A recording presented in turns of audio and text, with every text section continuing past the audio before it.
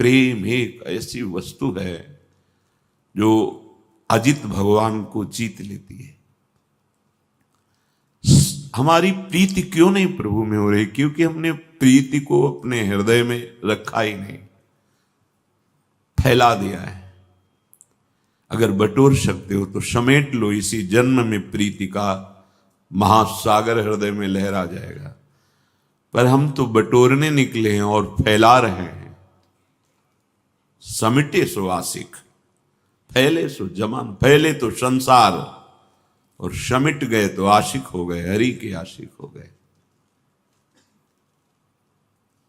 कैसे कह रहे? कैसे?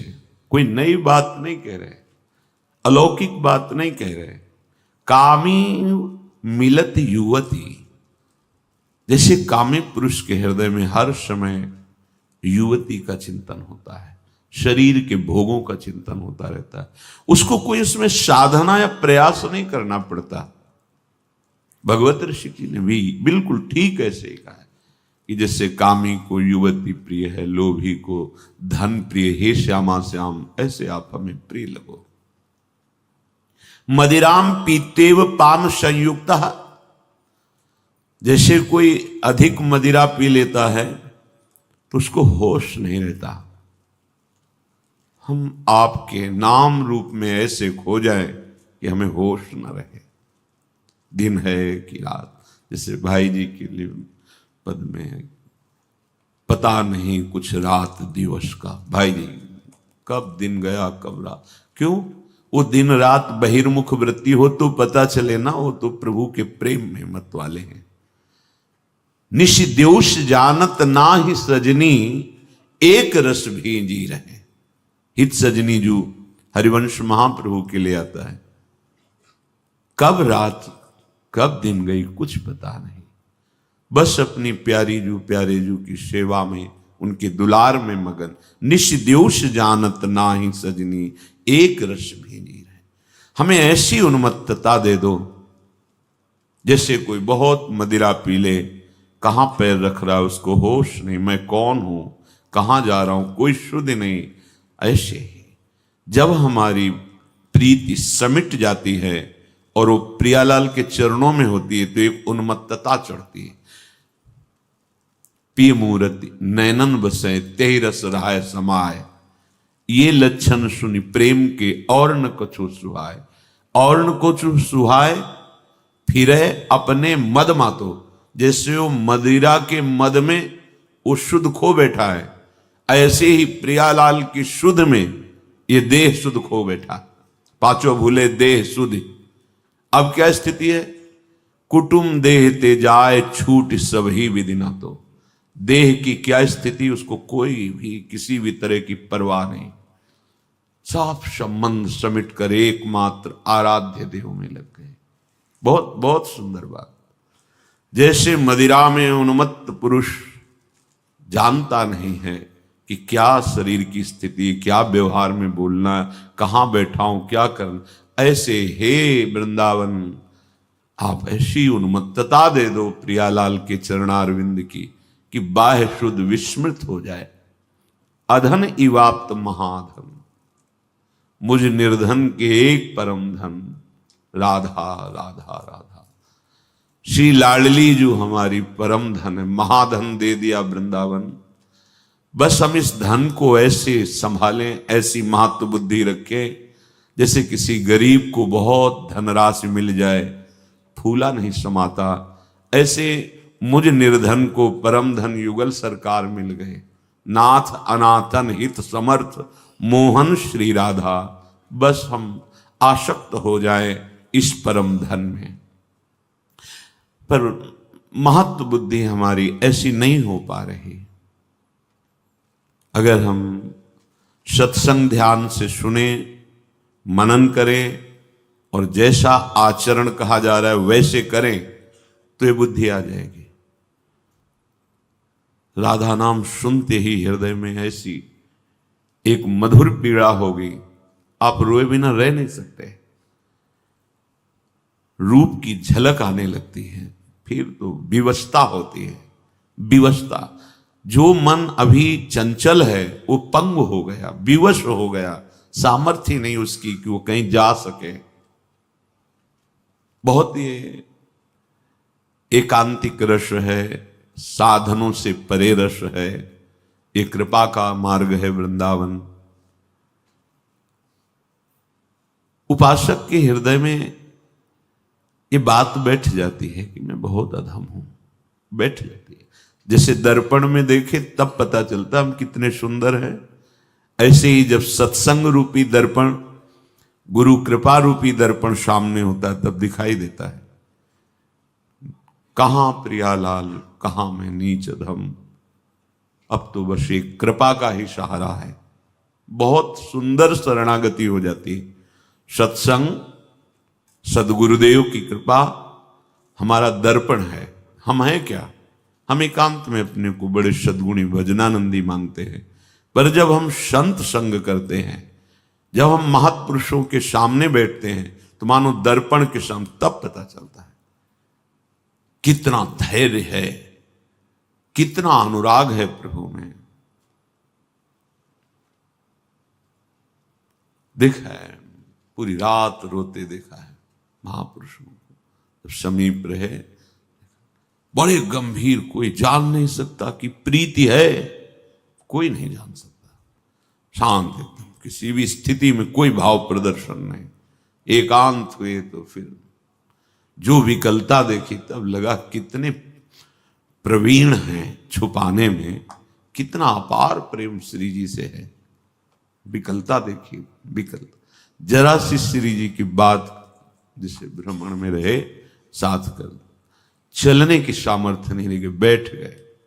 अगर कोई नजदीक, शांत, इतनी सामर्थ्य, जैसे वर्णन आता है वाणी जी में, जैसे हित हरिवंश रसिक ललितादिक लता भवन रंध्रन अवलोकत अनुपम सुख भर भरित विवश सुख आनंद वारी कंठ दृग रोक दिया।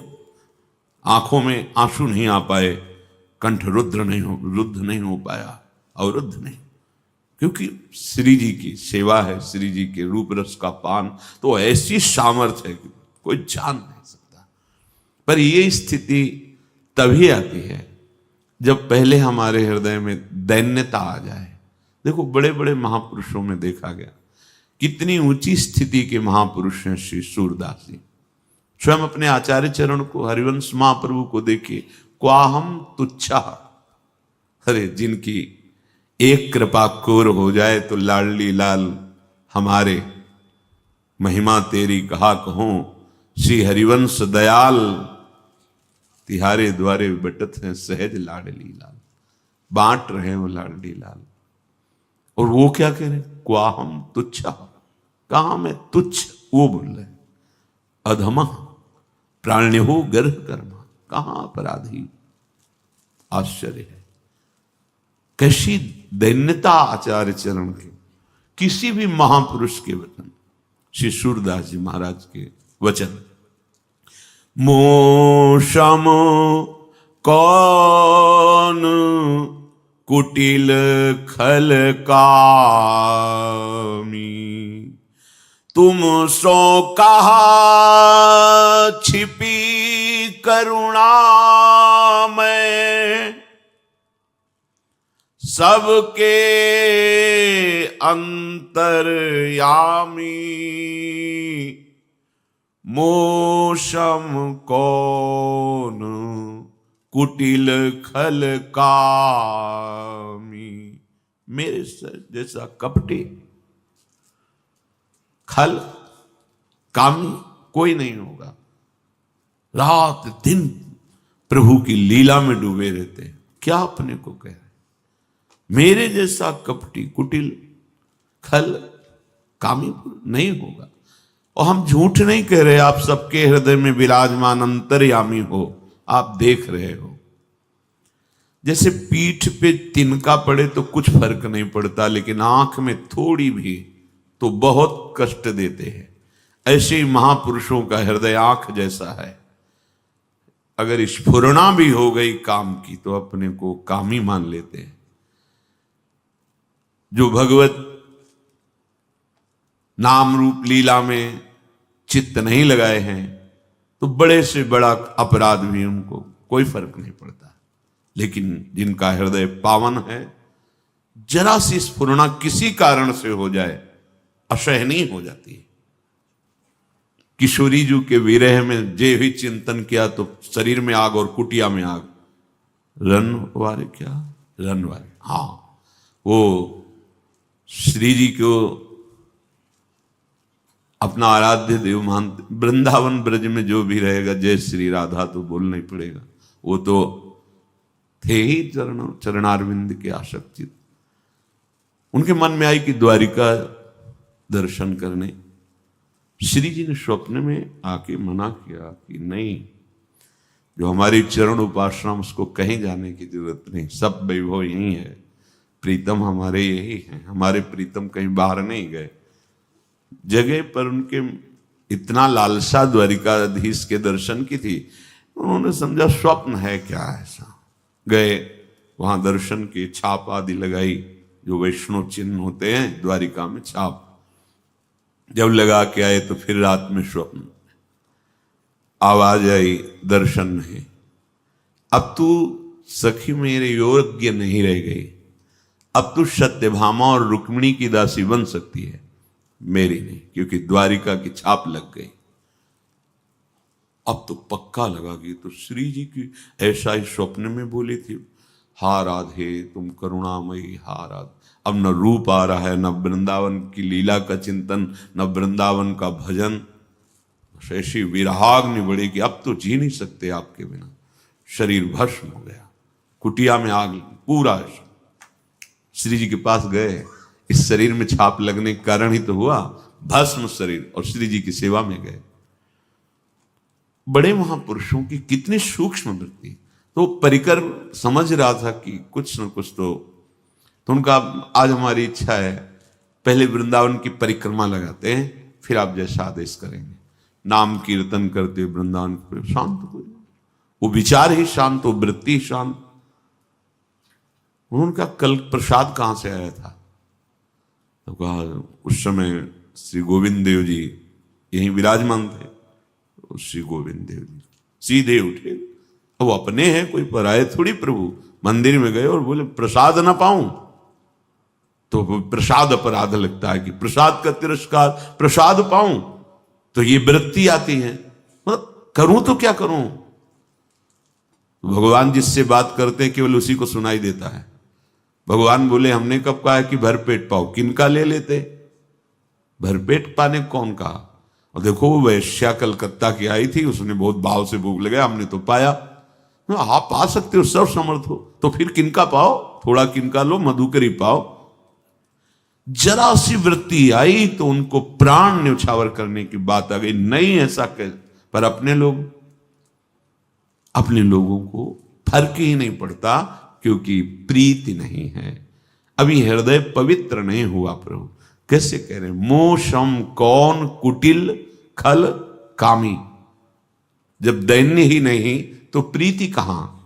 असलियत में, असलियत वो वाणी से बोले ना बोले, उसका हृदय ऐसा होता है, एक भी वृत्ति उसको बर्दाश्त नहीं होती। अन्य तुमसो कहां छिपी करुणा में, अगर हम बातें बना रहे हों तो दूसरे भले मान, आप तो अंतर में ही बैठे देख रहे हो ना, मैं हूं ना ऐसा प्रभु, आप तो देख रहे हैं ना अंतर्यामी। जो तन दियो ताही बिसरायो, ऐसो नोन हरामी। भरी भरी उदर विषय को धावत, जैसे सूकर गामी। मोशम कौन कुटिल खल कामी। प्रभु आपने मनुष्य शरीर दिया भजन करने के लिए, मैं ये बात भूल गया कि भजन करना मानव देह का परम कर्तव्य है। ऐसो नोन हरामी, जिसका नमक है उसके नमक हलाल होना चाहिए, नमक हराम नहीं। प्रभु ने मुझे सब कुछ दिया, ऑक्सीजन दे रहे, शरीर दिया, बुद्धि दी, नेत्र दिए, ये धरती दी जिसपे हम रह सकते हैं, आकाश शब्द सुन सकते हैं, सब कुछ उनका, तुम्हारा क्या है? लेकिन जिन्होंने तुम्हें मानव देह सब सुविधाएं दी, भगवत प्राप्ति की भूल गए और भोगों में जो पशुओं को प्राप्त हैं उन्हीं भोगों को भोगने में पूरा जीवन बर्बाद कर दिया। दूसरों से द्रोह करना, अपनी इंद्रियों का दुलार करना, यही सब पापों का जनक है। यहीं से पाप सब प्रकट हो जाते हैं। अगर कहीं आपकी कृपा से संत संग मिल जाए तो सुनी सत्संग होत जिए आलस, विषयन संग विश्रामी। श्री हरि चरण छाड़ी विमुखन की, निस दिन करत गुलामी। हरि विमुखन की निस दिन करत गुलामी। मोसम कौन कुटिल खल कामी। प्रभु, जब आप कृपा करके सत्संग देते हो कि जाओ तुम्हारी बुद्धि पावन होगी, जिनके दर्शन मात्र से तुम्हारे पाप नष्ट होंगे, जिनकी वाणी श्रवण मात्र से ये तुम्हारा भवबंधन नष्ट हो जाएगा। दरस परस अघनास बास निज संग करो दिन, तिन मुख हरिजस सुनत श्रवण मानो न तृपित छिन।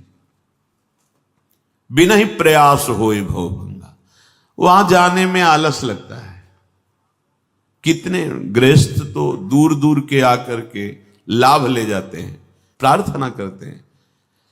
अगर आप अपने को उज्जवल भविष्य, मंगलमय सुखमय जीवन बिताना चाहते हो, हां, लौकिक कर्म कर्तव्य पूजा है, लेकिन अच्युत भावना से युक्त होकर, भगवत भावना विहीन सब लगे ही तो हैं, उनको भगवान प्राप्ति हो जाएगी क्या? भगवत भावना युक्त, भगवत समर्पित, शास्त्र सम्मत कर्म भगवत प्राप्ति कराता है। उसे कर्म योग कहते हैं। कर्म तो सब कर रहे हैं, क्या योग हो जाता है क्या? दो प्रकार के कर्म बनते हैं, शुभ और अशुभ। अवश्य में भोक्तव्यम कृतम कर्म शुभाशुभम। कर्म योग थोड़ी बनता है। कर्म योग तो सत्संग, जो सत्संगी हैं, जो शास्त्र स्वाध्याय करते हैं, जो महापुरुषों के आश्रित हैं, उनमें वो चतुरता आती है कि वो कर्म को कर्मयोग कर देते हैं। शास्त्र सम्मत, भगवत भावना युक्त, भगवत समर्पित, अब कर्म योग हो गया। ये भगवत प्राप्ति करा देगा। मन माने नहीं। सत्संग भगवान देते भी तो सुनने में आलस है। बैठ भी गए, पूरा सत्संग निकल गया, एक भी शब्द नहीं पकड़ पाए। यार तुम क्या हो? अपने जीवन धन की बातें हो रही हैं और तुम सो रहे हो। फिल्म देखने में अगर कोई सोया हो तो मुझे बताना। पैसे देके 2.5 घंटे 3 घंटे में आप अगर एक बार सो गए हो तो हम धन्यवाद देंगे तुम्हें कि गए पैसे देके, और बस जहां प्रारंभ हुई सो गए, कब निकल गई पता नहीं चला। तो धन्यवाद है कि कम से कम विषय चिंतन और विषय श्रवण नहीं हुआ। लेकिन वहां नहीं सोएंगे, कोई भी नहीं सोएगा, सोने का तो सवाल ही नहीं वहां। लेकिन सत्संग में कई बार कहते हैं दिनचर्या ही भगवान है। अर्थात भगवत प्राप्ति की तुम बिल्कुल चिंता मत करो, चिंता करो अपनी दिनचर्या की। नींद तब आती है जब उस पर हमें महत्व बुद्धि नहीं होती। भजन में, सत्संग में महत्व बुद्धि। राधा बाबा की वो बात सुनकर हमें बड़ा आश्चर्य हुआ कि जो सर्वज्ञ महापुरुष हैं, शास्त्र के, तत्व के, भगवत प्रेम मार्ग के, वो ऐसी स्थिति, गठिया बात है, चल नहीं पा रहे। उनका जो सेवक वो थकित होने के कारण या प्रमाद स्थिति के कारण बाबा कह रहे हैं बस इतनी दूर तक मुझे बैठा दो जहां से सत्संग के शब्द पढ़ते हैं। बाबा हम थक गए, आपको जाना है चले जाओ। वो जानते थे जा पाएंगे, तो उनका तुम क्या जानते हो, हमारे श्री कृष्ण हमको ले जाएंगे। एक डंडा उठाया और प्रयास करते हुए, कड़िलते हुए वहां तक गए जहां सत्संग, और सत्संग सुना। तब समझ में आता है कि ये बड़े बड़े महापुरुष, कुछ है विशेष बात सत्संग में? नहीं तो जो सत्संग में हो रहा उनको कंठस्थ कुछ भी पूछ लो, सब कुछ उन भगवान शिव को कुछ जानना है क्या? फिर भी सत्संग कुछ है सत्संग में ऐसा कि बड़े बड़े महापुरुष, व्यक्त अव्यक्त, आप क्या समझते हो? यहां व्यक्त ही बैठे हैं, अव्यक्त महापुरुष भी। वृंदावन है, ये प्रेमियों का गढ़ है। व्यक्त अव्यक्त जिनको तुम देख नहीं सकते, वो महापुरुष भी यहां विराजमान है। ये राधा यश है, ये भगवत चर्चा है, ये महान उस वस्तु की प्राप्ति के सिद्धांत है। आप लोग सत्संग का उस कोटि से महत्व नहीं रखते जैसे इन महापुरुषों ने। सत्संग, चलो अब हम उनकी बात नहीं करते सखी, उनको यदि हमारे बिना समय कट जाता है तो हम भी उनकी बात नहीं सखी, उनकी बात ही तो हमारा जीवन है, उनकी बात किए बिना हम तो जी ही नहीं सकती। गोपीजन, उनकी बात किए बिना, उनकी बात सुने बिना, जहां जहां पिय की बात सुने खोजत तिन गैनन। कौन? जो देह कुटुंब ते जाए छूट सब ही विधि ना। तो इस कोटि का महापुरुष, अब उसको कौन सा सिद्धांत सुनना है, पर वो जहां जहां पिय की बात सुने खोजत तिन। श्रवणेन्द्री प्यासी होनी चाहिए भगवत चर्चा सुनने के लिए। कौन सा शब्द तुम्हारे जीवन को प्रकाशित कर दे? अभी अवसर है, फिर आगे न सत्संग मिलेगा न डांटने वाला मिलेगा। यही मन और बुद्धि का तांडव होगा जिसे तुम संभाल नहीं पाओगे। ये छोटा मोटा नहीं है, बहुत बड़ा शत्रु है मन। अभी गुरु कृपा से इसको अपने अधीन कर लो, मित्र बना लो इसको, तो काम बन जाएगा। प्रेम एक ऐसा अस्त्र है जिसके बल पर आप चाहें तो ईश्वर को भी अपने वश में कर सकते हैं, क्योंकि प्रेम की भाषा सबको ही मीठी लगती है। जय श्री राधे कृष्ण।